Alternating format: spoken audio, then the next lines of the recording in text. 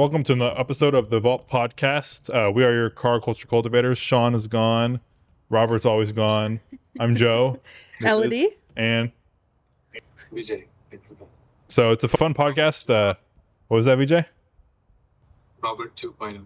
Yeah, Robert 2.0. It's funny enough, I've seen Robert a couple times this week. I've been doing a lot of detailing there, just because they're getting a lot of cars.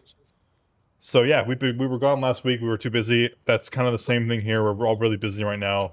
But in other news, with my week, it's been super busy. Like I'm booked out until car week basically. The way my schedule works now, I'm just like unbelievable. It's like unsustainably busy. I'm like declining people now that like are not like opportunities for me that make sense, or they're not interesting cars.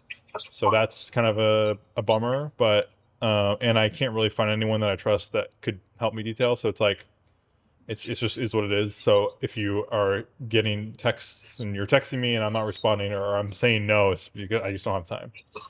You're too popular, Joe. That's it's not that I'm popular. I just got booked for a lot for no reason. I think there's a reason. It's probably that you're good at your occupation. I hope.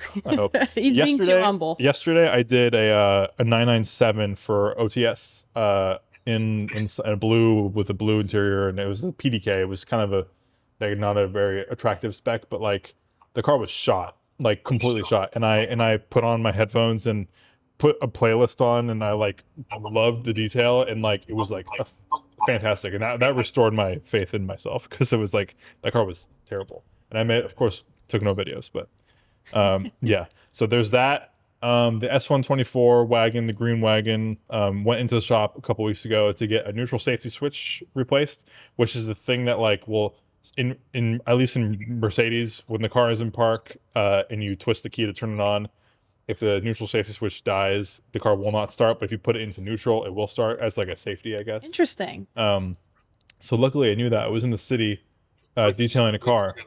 124 does it, 123 does it, and then like everything else from that era, I think. So it's like probably from like probably vacuum powered transmissions, like vacuum actuated transmissions, all those cars. So like who knows how long since, like until like the 90s, mid 90s. That's pretty crazy. Mercedes always had like crazy stuff like that way before anybody else did. Yeah.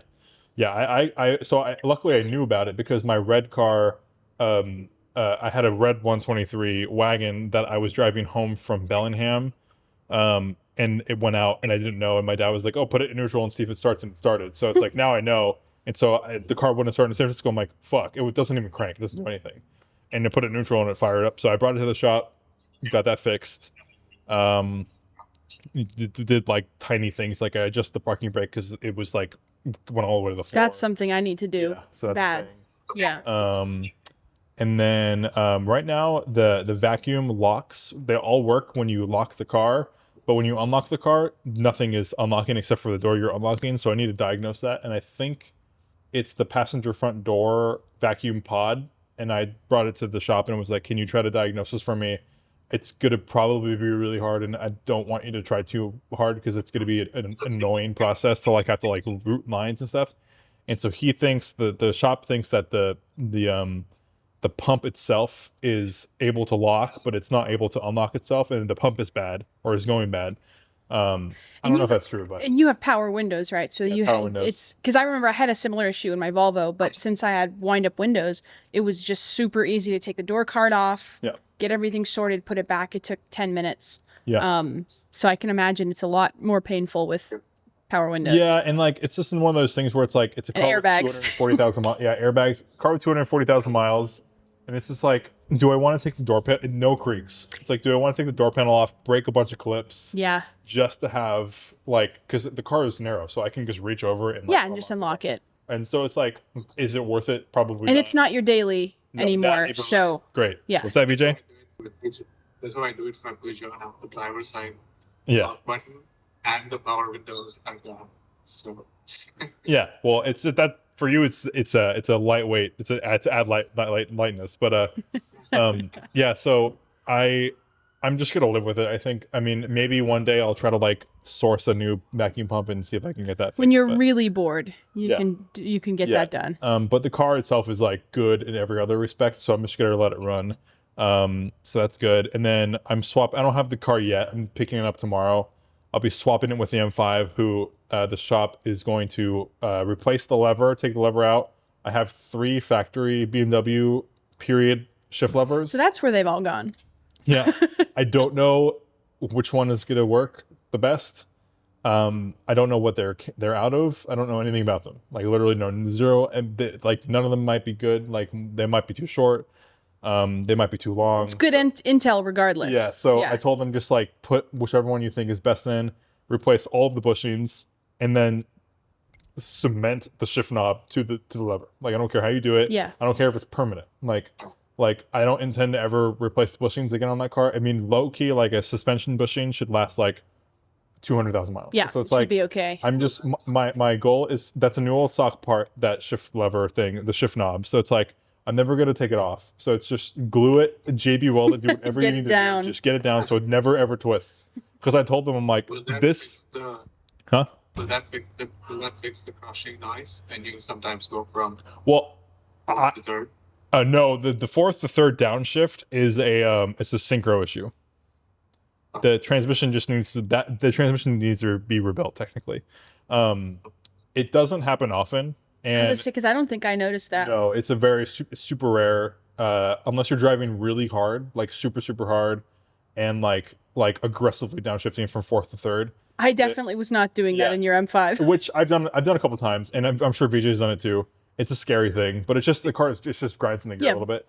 Yeah. And it's one of those things, the G285 transmission, I think that's what it is, for the M5 has this very specific metal inside that like no one wants to touch. So it's like basically what you do with that car is you either get rid of that transmission and put a 5-speed from a 535, which is the same ratios, I think, and do that. Or I guess some people in LA have swapped over 6 speeds from an E46 M3, and you get an extra gear, which is cool. I've opted out. I've opted in. I don't drive the car that hard, so like I kind of like just gingerly put it in you're not tracking it or anything. And when I'm in a position where I do downshift in to third, I'll double clutch just to be careful. Yeah, just to and be it's also kind of fun to double clutch because I feel like I'm in a vintage car. But yeah, that's not going to solve that issue. But what it will solve, hopefully, with this BMW shift lever will solve. When you shift it into, everyone here has driven it, so when you shift it into it almost feels like it's gated because of how loud the car is going into gears, which is kind of cool, but like it's annoying because it's notchy and loud. Yeah. So I'm hoping that fixes that. I really want to get it to the point where it's like the 318, where I kind of just like put it in any gear and just go, and it's fun. Because I told the guy, I'm like, the mixture of the notchiness and the fact that the shift knob is now spinning in 360 is I would sell this like today. Yeah. Like I just get rid of it because I can't like the seat is fantastic now, but like it just puts so much attention on the shift knob. Yeah, and you have to be on high alert at all times, which takes the fun out of driving a car. Yeah. Really. So it's not cool. So hopefully that's going to get fixed, and then that is it with that car. I mean, like I would like to repaint the lower valance because it's like beat up, and there's an oil line that's leaking a little bit. But do you want to know my hot take? I like when like lower valances like that are a little bit beat up. Yeah, I'm okay with it. It gives the car a more authentic look. Mm-hmm. I get really suspicious when somebody's like lower lip or lower valance is like perfectly clean. Yeah, it's chipped like crazy. The thing I don't like about it is because it's so low hung. When you go over a parking curb, it like pulls if you look at the middle and the bottom, it looks like it's been like literally ripped open. Oh, so that's like, painful to think about. Yeah, so it's like 212,000 miles of this shit. So like, I mean, obviously it's gonna happen. But I was thinking about taking it off, cutting the part where it's been like clearly pulled, just so it's hidden. Yeah. And then kind of just respraying it and just making new chips. Because like I don't really care if the chips exist because there's chips on the hood also. Put new chips on it. That the pulled like look is just not good. And also that valance has been so abused that like there are certain mounting points that are missing. And so like I have it screwed in well, but like there are points where like if I go over a speed bump the wrong way, it'll like very slightly, like one side will go a little bit down. Yeah. And then everyone's like, why is your car lower on one side? I'm like, no, it's just literally, it's like, watch this. And like, just kick the balance up. And I'm like, oh, he's like, oh, it's this. It's just is what it is. Yeah, I never thought about the ground clearance of your car. Yeah.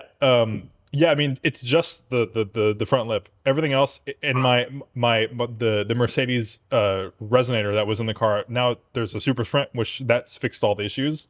But the things that were scraping were the lower lip, and that resonator was like shooting sparks out of the back, which was kind of cool. Which could actually save the car. Like that's the only thing that kind of makes or breaks the car. No, but what was that? Makes or breaks the car with scraping? No, how notchy it is. Oh yeah. And not in a good way. Yeah, no. So that I think we'll save it, and both of you will drive it when it's done. I'm excited. You can have it for Car Week, because I would love to hear your opinion when the shift lever is done. And I'm over driving a manual at Car Week because of traffic. So Vijay can have that, and I'll take the green wagon. But I'd much rather have it over the green wagon. Yeah, I love the green wagon, but I'm at a point in life with Car Week especially where it's just like I just don't care anymore. I don't really need anyone to know what I'm in. But so hopefully in the next couple of weeks that car is done and ready to go. I'm having people asking me if the people want to buy it. So it's like I'm trying to get to the point where I'm like, now for sure I don't want to sell this, Yeah. Because I was telling them like I'm like really back and forth all the time, and I know I'd regret it if I sold it. But like if these things that I'm fixing don't like make me fall in love with the car again, then fine. We could This sell is it. it's the litmus test. Yeah. Because there are other cars that I would like to enjoy and experience anyway. So it's like Absolutely. But yeah, that's been the week for me. It's just a lot of car moving around. Oh, and by the way, Wagon Fest is happening. By the time you're seeing this, it'll have happened already. But Avance we're joined with Avance, Bay Area Wagons, Radwood, Cars and Bids. I think maybe a couple more. And it'll be a good time. I think over 150 wagons have registered. Yeah, I don't know how they're going to fit them all in Strawberry Village, but we'll see how it goes. They'll figure that out. Yeah, they'll figure it out, and then next year they'll call me and say, "Let's do St. Mary's." Exactly. Yeah, exactly. But it'll be good. LD, what about you? How's your week been? Yeah, so I had the exciting privilege of finally getting my Cobb access port on Friday last week. So I have the EQT Stage 1 ECU and TCU tunes in. So everything's tuned, ready to go. And I living in the middle of the city, I didn't really get a chance to actually rip it or, do anything crazy because I live in a neighborhood where there's a stop sign every block. So you can't do anything. So it was really today that I first got to take it out. And it's so much fun. It already feels better. Perhaps this was a silly move, but I got like the DSG fart added to the, it's fun. It's satisfying. I like this. If I get tired of it, I can just take it out, which is cool about the Cobb thing. Yeah, exactly. So I put in some extras that I'm going to see if I like, and if they bug me, I can take them back out. But so far it was unbelievably easy to do. I mean, I got the access port. I plugged it in. Was it already preloaded with the EQT? Yeah, so EQT preloaded it with the ECU tune, and then basically you load the ECU tune, and then it pulls info for your TCU code. You email them the TCU code, and then they email you back the code, DSG. Specific for your car or something? Yeah, just because there were a few different DSG codes. Yeah. It could not have been easier. EQT's customer service is great. And it was literally like, it was easier than installing an operating system on a computer. It was that easy. I barely needed instructions. It was so straightforward. Nice. Yeah, and so today was really the first time I got to rip it a little bit, and it feels great. Nice. It's great because it doesn't feel like you've got like a crazy amount more power. It just feels a lot more responsive. Yeah. And I think everybody was right telling me the the DSG tune is the biggest difference maker. So what is the DSG? Is it faster tuning off your paddle shift? Yeah, so it shifts a lot faster. It doesn't have as much like rev hang. It eliminates a lot of the automatic features that keep you from misshifting and stuff if you're in automated manual mode. Yeah, you can. Yeah, so you have more control, and it lets you rev a lot higher in the rev range before it forces you to shift. Because before I got the tune, if you get really close to red line, it like force shifts for you, which I find really annoying because I'm like, I know what I'm doing. I can read a tachometer. So it just takes out all of those little things, which is great. Yeah, so I'm going to keep playing with it, figure out what other stuff I can do. I'd love to disable the auto start stop button. Yeah, I'm sure Cobb sure. has a, oh my God. It's like the biggest pain in the ass. Freaking technology is stupid. Is there no button to disable it at the moment? There's a button. There's a button on the GTI, so but you have to push it every time. Yeah, because it's automatically enabled the auto start stop. So every time I get in the car, since I bought the car, I have just automatically clicked it off. So it's like muscle memory now, but it would be so nice to just not have to think about it. Yeah, the Subaru does that too, where you have to turn off the auto thing. It also, just two things that happened have to do with tech before we get back into this, but like it just bothered me like crazy today, but because I drove it today, but it starts in sport mode every time, which is annoying. Yes. And then today I was on a back road because I've been choosing to take back roads to details because I have the WRX and I might as well try doing it's that. Fun. And I haven't been able to have a car that actually I enjoy myself to do that with. But like I was in a narrow back road up in Moraga area and a bike was coming towards me on the other lane and I was turning right on a sharp right and he was turning left on a sharp left. But because like there was an intersection of time where the bike was like right next to me, the car emergency stops. I hate that. But we were in different lanes and just stops me still. I'm like, it's really, this seems extremely dangerous. I'm fortunate the Mark 7.5 GTI has that stuff, but it's not nearly as egregious as cars now. Yeah. So like the auto braking will happen. It's only come on for me like once or twice when it's really an emergency and it's actually been useful. But for instance, like my dad used to have a Genesis G70 and that had the most aggressive lane departure warning and everything. And I used to hate, it would steer you back. I'm like, I'm trying to merge. Why are you steering me back in the lane? Same with the Outback. Outback does the same thing. I just hate that stuff. But here's the thing. We're all good drivers. Yeah. So it's like the computer is like, you're changing lanes and the computer is like, they're no, like, you're not. whoa. No, you're not. And they're just like, you're drunk swerving. Shoots you up over into the divider. For the average driver, it's useful. But any driver assistance systems that's between level 1 and level 5, that's just annoying to us. We'll be like level 0 and level 5, like fully autonomous. Yeah. Anything that's between those levels is just like so annoying to us. Like just fighting and stuff. Yeah, but I feel I was wanting to talk about that today and I forgot. But anyway, go on with so what is the tune doing? Is it just advancing timing? Are you just doing 91 octane or? Yeah, it's 91 octane. Yeah. How much power are you supposed to be getting now? I honestly don't. It's like 220, 228. Yeah, 228 with the Mark 7.5. I don't know how much more it adds. I'm not someone who really cares that much. Do you have like a turbo or anything anymore? I know like most tunes like give more boosts. So are you getting more spooling or? It's kind of hard to tell. To me, it feels, I don't know how much of this is placebo effect just because I'm excited to have tuned my car a little bit. To me, it feels like there's just a little more oomph off the line because previously one of my very few nitpicky issues with the car is that it just feels like it has a lot of lag like right off the line. Yeah. That's probably intentional for like emissions or something. Yeah, I'm sure. So it feels like it eliminates a little bit of that lag. That's the main difference I felt. Honestly, the DSG tune is way more noticeable. That makes sense. I have zero desire to do anything more than a stage 1 tune for the ECU just because I'm like, I actually am one of the few people that I don't think the GTI needs more power to be fun. I think it's a really fun car as is. Yeah. But yeah, so to me, it just feels a little more responsive. Again, how much of that is placebo? I don't really care. It's just kind of fun. Yeah, I mean, that's all you need. I mean, just make it a little bit more lively and excited. But yeah. It feels, that's a perfect way to put it. It feels a little livelier. It doesn't feel like faster really or anything. It just feels a little more like I'm in control of the car. Yeah. And I'm sure you've actually gained like 40 horsepower. It's just kind of hard. I'm sure. It's hard to like really tell.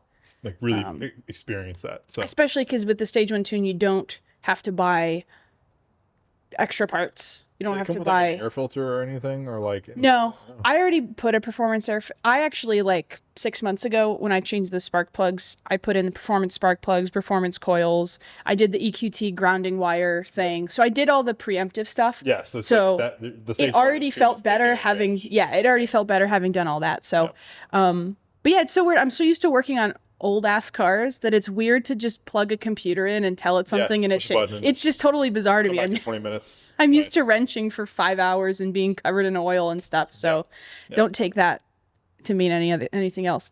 Yeah. But yeah, that's been the exciting part of my week. The only exciting part, I would say, other than just looking forward to Wagon Fest. Yeah.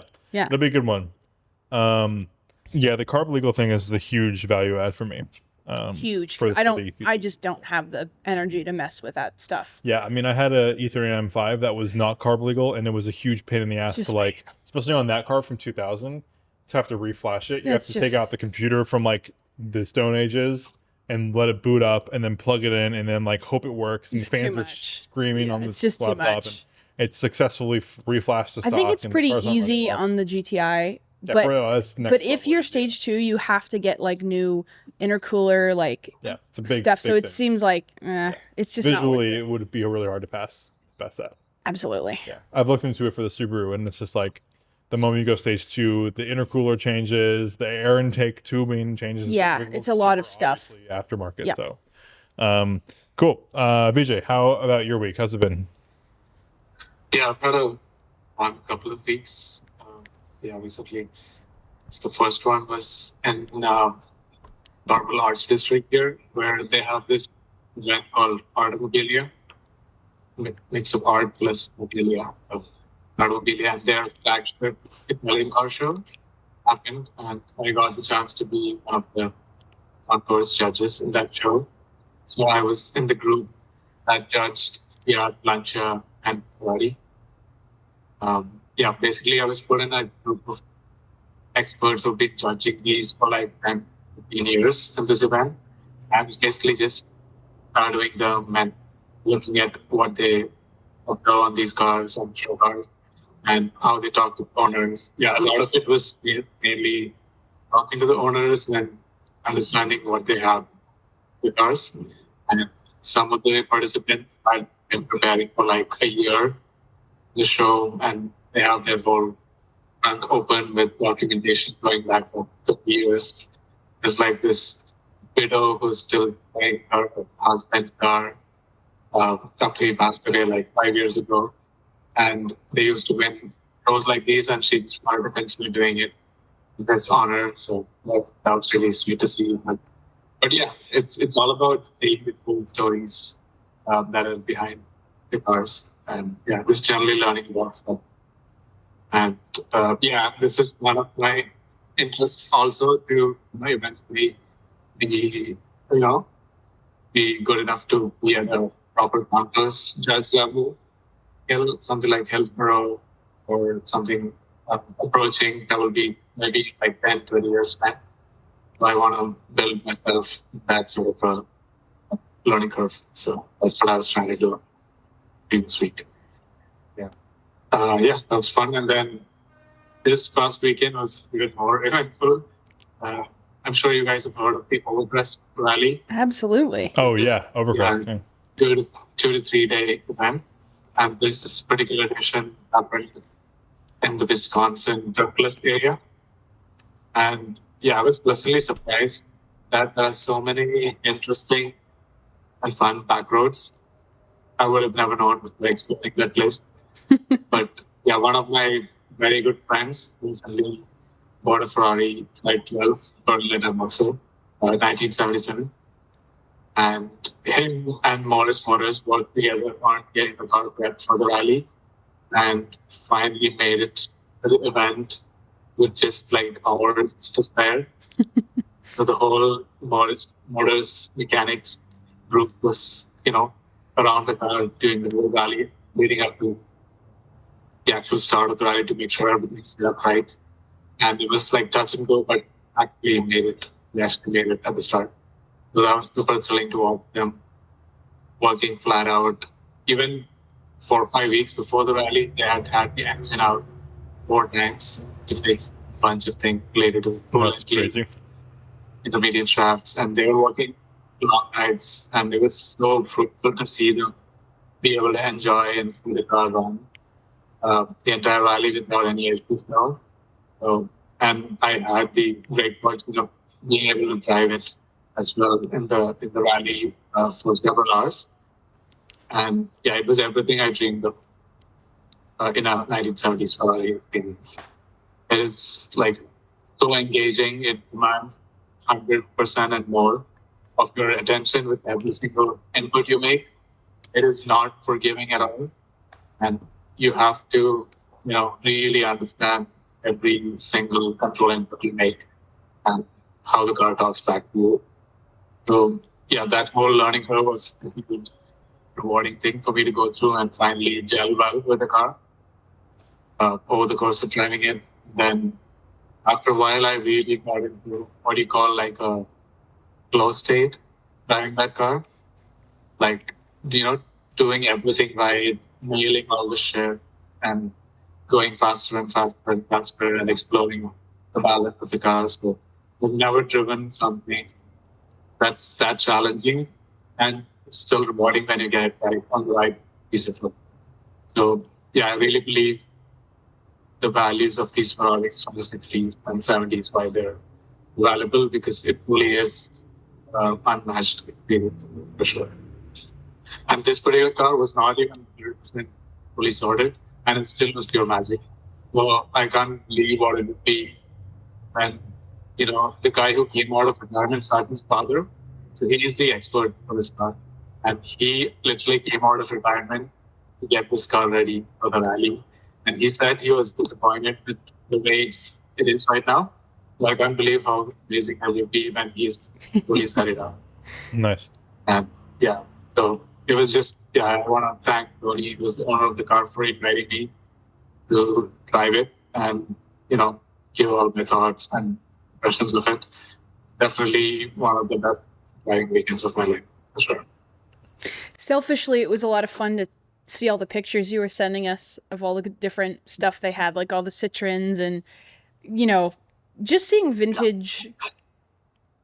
I mean, I'm a sucker for vintage rally and all that kind of stuff, but it's just cool to see all those cars, even digitally in our case, that you just don't see at the everyday Cars and Coffee. And like in their element, like actually being used, And to say the cars were like not even the highest point of the weekend for me. It was how altruistic everyone was at the rally. Like the moment someone has an issue, like a bunch of people go up there and they take over the reins from them and say, I can do this for you. And with zero regard for their own, progress of the rally, they will just hop over, camp by the roadside, fix everything. Yeah, no questions asked. That's what it's all about. Make sure the entire rally makes it to the. So there was this amazing story of 914 on day one, ended up hitting a deer, smashed its windshield. So they lent the car to an old village center where a random guy on the roadside saw the car.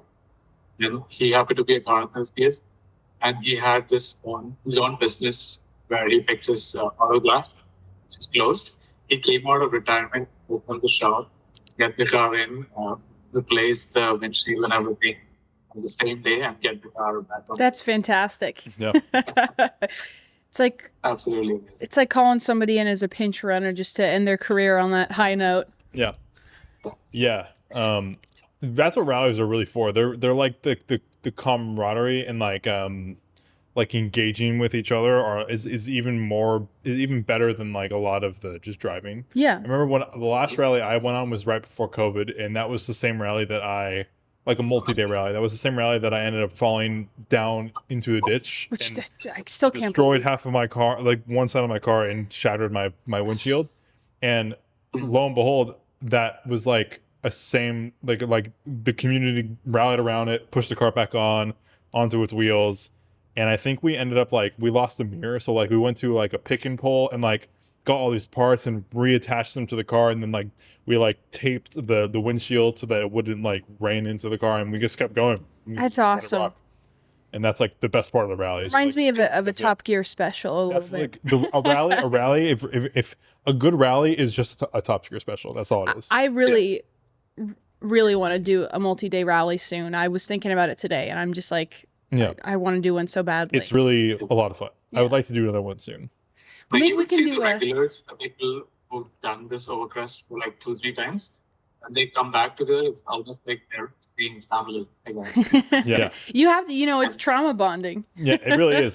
Yes. It's like if you can make it through one of these kind of rallies, like your car's accomplished something. Yeah, you've accomplished. You have something. A lifelong story you get to tell. We should do a Valt. We'll have a Valt sponsored car in one, and we all be co-drivers. Yeah, we should. Yeah. I've entertained the idea of doing a multi-day rally. Supposed to be in California. Overcrest? Yeah, that'd be cool. I would apply for that. Yeah.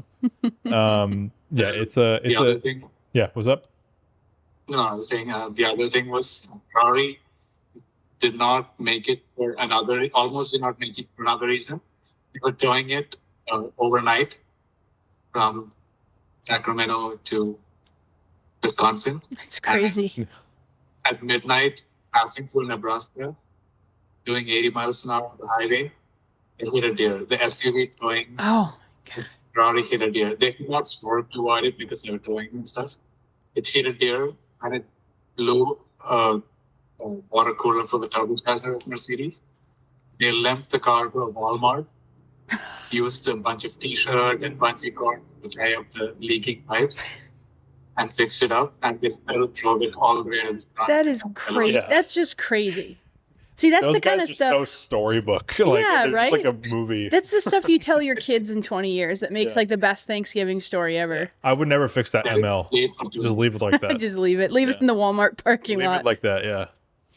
Yeah. So and then someone, as a joke, towards the end of the rally, bought an actual deer head skull and tied it to the part of the SUV that was crashed. Yeah. It's awesome. Yeah, that's crazy. It seems like a lot of fun. Yeah, one of these days we should do the Overcrest rally. Yeah. We need to find the right car to do it. But it was a pleasure. 5 will easily like the M5. Yeah, I could see myself doing that in the M5. I applied one time with the 300 SD and they denied that. But to me, that's like a perfect rally car. I think 300 SD because it had a good story and had high mileage, and it just was like one of those trooper cars. Yeah. To me, that's like what I picture when I picture a multi-day. That's what I wanted to do it in, and they were like, no, and I'm like, okay, fair enough. They didn't watch the Botswana special. Yeah, it's like, come on, this is like this car is made for this. But maybe next time maybe in California I'll do the E28 and see if maybe they'll take me for that. Cool. All right. Well, shall we get into some marketplace finds? Let's do it. There's been a lot of stuff the past week or so. Yeah. So if you're not familiar, Valt has a Patreon link down in the description below if you'd like to support us. With that, you get access to a Discord where we post marketplace finds and new drives. We have a member night this Saturday here for like a pre-wagon fest, like dinner and hangout. So that'll be cool. But yeah, we'll get straight into them. Some of these were also put on our group chat too that we talked about a lot. But the first one is this 2000 Subaru Impreza 2.5 RS. So this is like a really like good value for one of these cars. Absolutely.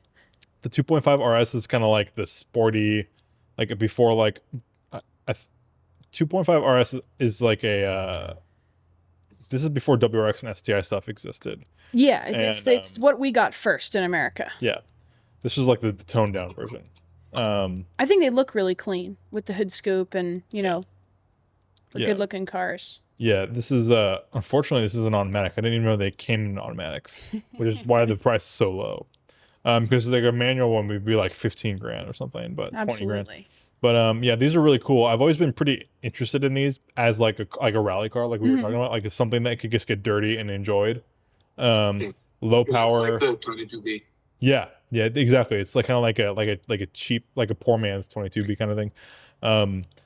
Yeah, I've detailed a few of these, and I've always been in like I've always left those details saying this is exactly what you need and nothing like there's like just that's it. Nothing you need, just base. It does what it does and it does it well. Super cool. And I imagine they blow up a little bit less than WRXs. I think they're maybe not though. Underpowered. Yeah. So it's like one of those things. This one has some issues. and automatic makes it a deal breaker. But you would need this in manual. Oh, but sure. Still a cool car nonetheless. Yeah. But yeah, now $5,000. They still look good. Yeah, they look fantastic. Yeah. I would totally own one of these in a heartbeat. They look great. Especially if you put the rally lights on it. Yeah, mud rally flaps, lights, like some gold wheels. Yeah, it would look great. Yeah. Sweet. All right, so for the second find, I think Audi, you think you found this. So this is a 2001 Audi TT 225 Quattro convertible. I'm not sure what 225 is. Baseball seats. Yeah. The baseball seats make it. Oh my god. Yeah. So for those at home, this is a baseball glove stitched interior, which is super cool. Do you know anything about 225? Is that like a special edition? It looks like it has 225 horsepower, but is that the only thing that's making this car special besides the interior? Or I think so. Yeah. I think the baseball optic interior in of itself is a very desirable factor. Does it say it in the title that it's baseball optic? Because it's bizarre that they didn't put that in the title. Not in the title. Colors baseball optic. But it's brilliant brag over amber baseball optic interior. If I were them, I would say baseball optic in the title, because anybody who knows what that is going to be excited to click on that. This is a very cool interior spec. Absolutely. They don't make them like this anymore at all. If this was $3,000 cheaper, I would say it's like a perfect buy. I think it's a little overpriced. 12,000, yeah. For a TT. For this era of TT, even though it's probably a great car. It has pretty low mileage, 97,600. That's not bad. Because people drove these. They drove them to the ground, and a lot of them look it. This looks like it was pretty well taken care of. Yeah, this looks like it's in good shape. Mm-hmm. This would from last podcast, this would actually be a good bargain roadster. Absolutely. Like a car that just kind of like you can enjoy with the top down and like not really care that much about the value or anything. Yeah, I love the way they look. They're probably great. This could be an all-time cars. Top 10 interior. What was that? Could be an all-time top 10 interior. Yeah, it really is. It's a stunning interior. This is gonna be a great buy for somebody, and the baseball optic is just a crowd pleaser. Yeah, you go to Cars and Coffee and you take the top down, and everybody's gonna love those seats. Yeah. I hope it sells. I mean, $12,000 is a good chunk of change, but you never know. Someone that might really want this. I wish it was like green instead of black. Yeah. But like you can't have everything. And I can't tell amber. It kind of looks like red to me, but like it might be. They're like photos. They're like red brownish. Okay. Color, very much like an old school baseball glove. Type color. Okay, that's great. Oh, I see what you mean now. Yeah. The color of the screen is making it look red, but I totally understand.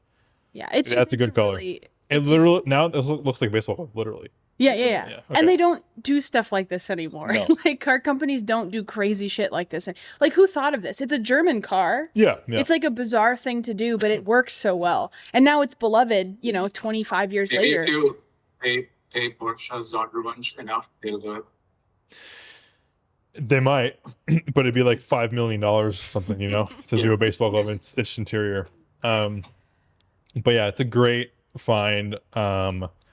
I'm surprised it's still up, honestly. I mean, 12,000, I guess, is a lot, but As someone who already has a baseball themed custom plate, you need to get a baseball themed custom plate on this. Yeah. You have to, for sure. Absolutely. But cool. This is a great find. Hopefully it's gone by the time we talk about cars next week, because we'll still bring it up because this is a clean car. So. Yeah. It's a great buy. So the third find is a 1976 AMC Pacer. This is a 4.2 liter. I'm assuming since it's so big, it means it's a V8. But I wish Sean was here so we could see the disgusted look on his face, because he would be making one. I included this because Sean wasn't here, because I know he would. I also included it in a latte that I removed because we're going to go a little bit over time. But yeah, this is crazy. The big one this is a very well preserved example. Yeah, you never see them like this. Driven 24,000 or 124,000, who knows? But or 224,000. But this interior is insane. It looks pretty mint. I mean, most Pacers you see, which is none now. Yeah, you basically don't see them now. But you used to see them rolling around Berkeley a little bit. They were just crusty, rusted out, terrible interiors with rat poop and stuff. And this is the only one I've ever seen that looks like it's in really nice shape. Yeah, super good shape. Because nobody preserved these. No. Which is a shame, because it's really a moment in car design history. Yeah. These are the ones that like explode when you. No, that's the Pinto. That's the Pinto. Okay. Yeah. Yeah. This is a crazy car. And flexing their watch. yeah, I know. I don't know what that was, but I'm assuming it's like probably like some. I don't know. But this is a Frank Harrington type vehicle. Yeah, I'm gonna say it. It is. It's a cool car. 13, and he It's way just too got the price too.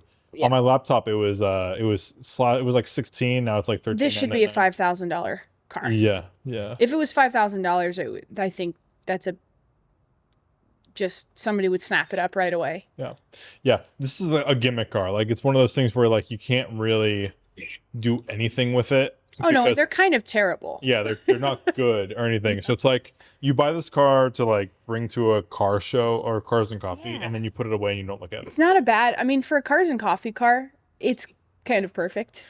Yeah, or just the gimmick of like, look what I bought. This is crazy. Like, look at the interior. Like, it's just so frumpy looking, but like, it's so like, I don't know. It's just such a crazy vibe in here.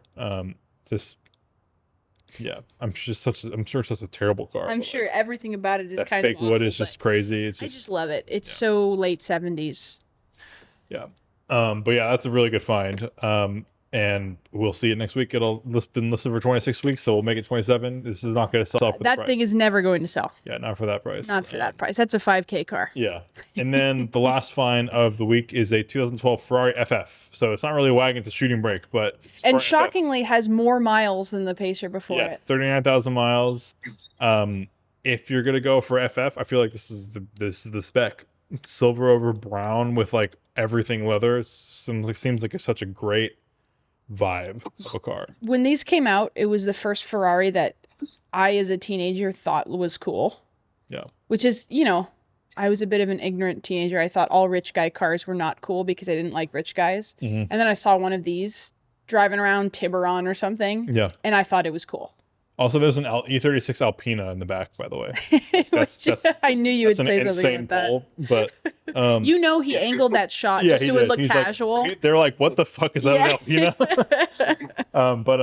So I remember these cars when Jeremy Clarkson reviewed it on Top Gear, and this was like a dream car when it came out. I'm like, this made me fall in love with paddle shifters. Yeah. This made me fall in love with the shape of the car. Everything about this thing was like fantastic. He was driving it in the snow. I'm like, this is, if I could afford a Ferrari, this is the one I would be buying. Then they're coming down. They're probably done coming down. I think they're gonna be going up soon, but like now might be Ferraris the don't time. sell for a lot. I mean, 4-seater Ferraris are not like a valuable thing usually. So hey, if you have money and you got a couple kids, why the hell not? So like this would be one of those cars. Like if I sold my M5 and then like saved for 3 years and it was still for sale, this would be. I really like the spec too. The color combo is really nice. It's good for a Ferrari because usually they're all red and tan, which is fine. But like this like dark brown more gray subtle. With like a brown interior is just like so classy, so good. Brown interior is all you have to say to sell me on a car, basically. And like this kind of is under the radar. Like you could drive it around, and like a lot of people really won't totally understand. Like you could. I mean, you probably wouldn't, but you could probably daily drive this, and like it would be not that big of a deal. In fact, I bet you a lot of people do. Yeah, I would say so. And like it's a usable car. It's just like props to the seller for like trying to sell a car and taking pictures with like a smeared windshield and like a Ferrari of all things with dirty WeatherTech floor mats. That kind of makes me like them. Also, WeatherTech floor mats in a Ferrari is hilarious to me. Like this is like such a weird thing that will never sell this way. No, they need to put this on Cars and Bids or on Bring a Trailer, or this is not a car you sell on Marketplace. This will do very well on an auction site. Because at 39,000 miles, there are things that need to be fixed, for sure, on a Ferrari. On a V12 Ferrari, there are things that, like, this car needs to be serviced. Notorious. What was that? The power takeoff unit in the FF. Okay. I didn't know that. The drive system has a component that you pay. Yeah, I'm sure it's some terrible system that is broken on this car. It costs you like $30,000. Yeah, so tack that onto the price. But yeah, it's a cool car. 130,000 7 weeks ago, so maybe 100 grand will buy it now. Who knows? Yeah, I feel like for 130K I say this as if I have anywhere close to that level of cash, but you have a lot of options at 130K. I think at 100K this becomes a lot more of a 100K. This is like a no-brainer. I think this is a great little piece of machinery. It's just cool. I just think any shooting brake, anything is cool. It is, and really in today's market, shooting brakes I mean, you're really not buying anything else for that price. P1800 can happen, but like if you're not into the 60s car life, Yeah, there's not a lot of modern shooting brake options, at least for the US market. Yeah, exactly. But cool, those are the marketplace finds. Once again, link down in the description below if you'd like to support us. All right, so today's main topic is topic that stemmed off of a conversation about roadsters and EVs last week, but it is, will slow cars make a comeback now that EVs are making it so easy to make power, similar to an iPhone with like storage capability or like, operating power? It's just, will the enthusiast market be changing in the next like 10 years to like, if they're not all going to go EV, like, will they start to resort to like slower cars, more engaging cars, more feel, like, less electronics, like experience cars, cars that you can experience more. So yeah, who has an opinion? Who wants to go for this? Well, I feel like as the driver of a Volvo, I immediately am going to say that slow cars are the best thing ever. Having a car that you can push to its limit is so much fun. And it's so much more fun than being unable to drive a car fast enough to get that excitement. So whether they're coming back or not, I would argue that the closest modern example we have, as much as I don't like modern Jeeps, the Jeep Wrangler is a good example of that, I think. It's awful and slow and all these sort of awful things about it. But, a lot of people buy them because they want to experience a rough and ready tactile experience. And I don't think that's to be discounted, even if I personally think they're awful cars, as does Consumer Reports. Yeah. I respect Yeah.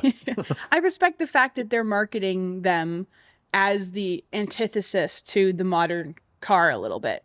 And it's been successful for them. So that's my modern example. I personally think driving slow cars is a blast. Yeah. I think it's like booting up your PS1 and playing a PS1 game and being like, "Oh, remember when this was so magical?" Yeah. And then you boot up a modern game with microtransactions and all this stuff, and you're like, "Actually, modern stuff kind of sucks sometimes." Yeah, so it's interesting. It's an interesting idea, I think. Yeah, I mean, like, this stemmed a big thing that I think about is the 318 that I have, and it's just like one of the only car that I drive regularly that is just like simple and entertaining to use. It's just like, even the WRX with like 270 horsepower on these back roads, it's just too much. It's just that it's too powerful. But like in the 318, it's just like, send it. Just send it. And you're not losing anything. And so I'm wondering, like, because like the Plaid exists and the whatever newest for the Ioniq 6 and all that stuff have all EVified and they all have 2,000 horsepower. It's just like, are we gonna see like, I mean, I think BMW is going full EV. Porsche stated that they're not going to make the 911 EV, but they will at some point. So it's like, I almost feel like in terms of enthusiast cars, you got the Miata, like the ones that are going to last are going to be the Miata. I think possibly maybe the BRZ GR86. Yeah, I think they have enough of a following. And then maybe, was that? Civic Type R. Yeah. So those cars, stuff like that, affordable, sporty enthusiast cars right now. I wonder if they like take couple steps back, like they go back a little bit in time, and they like keep the turbos, but like they're like, we're gonna keep the 4-cylinder, and we're gonna remove touchscreens, or we're gonna have like an Apple CarPlay thing, but it's just gonna be like simple. Reminds me a little bit of how the 350 and 370Z of like the late 2000s through mid 2010s had the like cover you could put over the CD player, so that it was just blank in the center console, and how that was supposed to be the enthusiast choice. Stuff like that, like even if that was just a visual covering it up so you're not distracted from the driving experience. But one thing that bothers me, and I know a lot of people have this opinion, so please put your hate comments below. Yeah, please. People say the ND Miata is underpowered. I think that's the biggest lie of all time. I think it is great because it's underpowered. Yeah, I actually think I think the cars that are underpowered now, like the Miata and the like what we were just talking about, I think those cars are going to be the ones people want in the future. Yeah. Because it's so easy. Like, to give an example, like the Elantra N has like whatever power and it's like super fast off the line and stuff. And I'm like, I don't think the car is going to be remembered at all. I mean, people already have forgotten the Veloster N. Yeah. So it's like that car is like performance wise way better than like most of its competition. But like in 10 years, the people are going to be like, man, that Miata, like just everything was good. Everything worked well. Or like even like BRZ, like that BRZ just, or the CTR, just like everything about this car was just perfect. We didn't need anything else. And if I want speed, I can just go buy I can go lease the newest EV for like $300 a month. Get something that could, power. So I think the Jetta GLI is kind of in that category too, because it's always lagged like 3 model years behind the GTI. I have a friend who bought a new Jetta GLI, and it's like the perfect mix of all the tactile stuff from the Mark 7 with a little bit of the niceties of the Mark 8. And I just those don't sell very well. No, they don't. Which, you know, it's a 4-seater, so they're not it's not quite the right market. Yeah, but similar to the WRX. It's just like a market that doesn't really exist that much. Which breaks my heart a little bit. I hope that slow cars will continue to exist, because I think, especially for teenagers and young adults, learning how to push your car to its limits is so much more valuable and more fun. I get so terrified when I see teenagers driving Teslas. Yeah. It's like, you do not need instant torque. Yeah. I was excited when I picked up the WRX because I thought I was going to be able to like really push it to its limits. And today I learned I can't. Like, I was like kind of bored on the back roads, and I was going fast and was just like, this isn't like, it's too fast. So now I'm like getting to a point where like, what's the power number where I like could ring this thing out on the back road and like be safe and like not cause huge issues. And I kind of feel like it's like 180 horsepower or something, because like 250 was too much. Like the new Civic Si, when it came out, people gave it crap for having less horsepower. Honestly, that's probably the best thing about it. I think that's a buy. I wish that those cars came in the hatchback form and not the sedan, because I like the hatchback look better. I agree. I would have bought that thing in a heartbeat. Yeah. But Vijay, what do you think? What do you think about if slow cars will ever become a thing again? Yeah, I'm definitely a huge fan of slow cars, because I think out of my three cars, it's the most fun, and it can barely keep up with pedestrians. So I have the most entertainment when I drive that all three. Like redlining here is all the way up to fourth gear, barely staying in the speed limit, barely staying up the speed limit. So yeah, I definitely think that's where one kind of peak and run in driving for sure. And I see this trend happening, as you mentioned, when EVs have all the performance that you can get.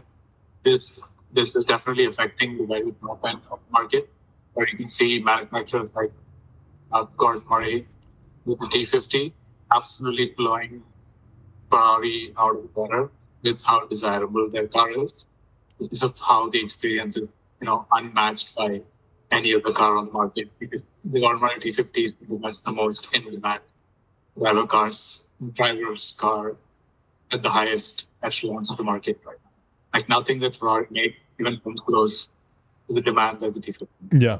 So that sort of experience-centric manual analog experience is already, at the top of the market right now in terms of desirability, and it's forcing Ferrari now, because they are in the process of developing a new V12 manual transmission, because that's the effect of the T50 that has on Ferrari. So they are also thinking that chasing performance hit a wall. So they want to bring that experience back to the center of the whole. So it's yet to be seen how it's gonna play out in the bottom end of the market, where most of the people play. Like Miatas and BRCs are always great, but we need more choice in the affordable segment of cars. Yeah, and it's funny that those T50s, like, they don't really feel like you could, like, they're not luxurious at all. Like they're not, they're like explicitly driver's cars. Like they're like the flimsiest piece. They're like tin cans. I like, and I like walked around it and like was like went into the details of it, and I'm like, it has the same brakes as like other like supercars, which is cool because they're not like bespoke, and like the car, like the panels are like you can poke them and they like are flimsy, and like I'm like, this car is probably a rattle trap. It's like I was really like pretty I was like, wow, okay, this is not this feel. I mean, it doesn't feel like an $8 million car. I'll be straight up about that, but. I don't even know what an $8 million car would feel like. Well, so. there becomes a point at which cars start to like, why is this worth it? You know, because like I've driven like I've detailed like Gullwings, and they're like, doesn't really feel like a $2 million. Yeah, it stops at 100, like it straight up stops at 100. Like a modern Ferrari does not feel any different than like an RSQ8. Yeah. In terms of like value, but like that car, I was very surprised at how delicate it was, and like I was like, I get why people want this. Yeah. It's for a very specific task, and also the one. Yeah, it was a cool experience. So I don't think Ferrari will do that, and maybe we'll do a V12 for the manual, but it won't get to that same level of like driver's car like that, like what an F40 would be, because they have to be too luxurious. You know, there's gonna be leather above you and leather around you, and to do that, you need one guy at the top that's directing all decision, and you. Or to a corporate company, you can't have that much focus. Yeah, because it's a publicly traded stock, and it's just shareholder values and all that stuff. You have to make everyone happy. Yeah. Meanwhile, GMA is deciding. Yeah, GMA is just, they probably don't even care if they're profitable. They're just like, yeah, we're going to make the best car possible. So it's cool. I haven't seen a T33 yet. I'm kind of interested in that. I know the T50s are like the big one, but the T30, there's two of them. So I'm curious about that. But anything else before we get into the thing? I think that we determined that, I don't know. We'll see. We'll see what happens. It's hard to tell, but like I kind of think that like the manual transmission might make a comeback for enthusiast cars in more manufacturers, just because EVs are around, and like it gives like diversity. It gives like the enthusiast segment something easy to deal with. We'll see if that actually happens. Who knows? I might be wrong, and I might be just dumb, but I don't know. Do you have a question? Yeah, the question is, could be a fun one. So, what is the best slow car of all time? So, before I preface this, we can't say the Honda Beat, and this is why I think we can't say the Honda Beat. Did you guys see that Instagram short of a guy going from a stoplight to a stoplight, going red line in all of his gears, and like getting to like 58 miles an hour or something? No, I have to send it in the group chat. It was insane. I was like, this VTEC. I was in the car with him. I was like, this is the most thrilling video I have seen in my whole life. And he's just like pinged. And it's like 58.9 miles an hour. So like that is obviously the best slow car. Fantastic. So we can't just not do that. I call it the dollar store GT3.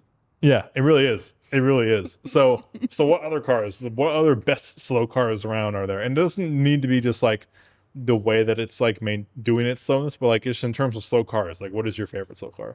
I mean, I think any Volvo through the late 80s is a good contender, especially like the 70s, like the P1800, the 140. Those were such awesome slow cars, especially the P1800. When you look at how beautiful it looks and how sporty it looks, it's slow as hell. That thing is so slow.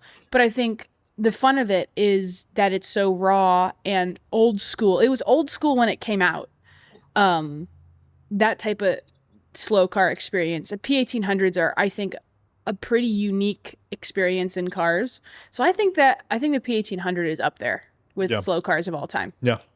Yeah, and I think the reason why the values are still like attainable for P1800s, there's nothing like it. And so you can just enjoy it, you know.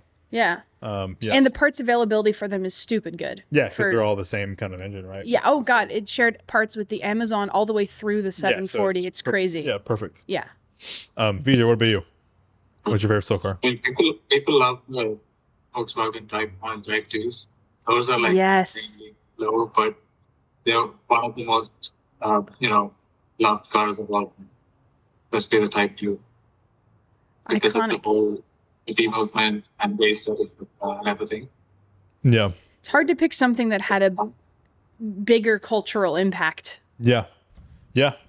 You really did. And whenever you see them, you're like, oh, this is, and you don't really care about the engine. You smile. You don't give a crap about anything. Yeah.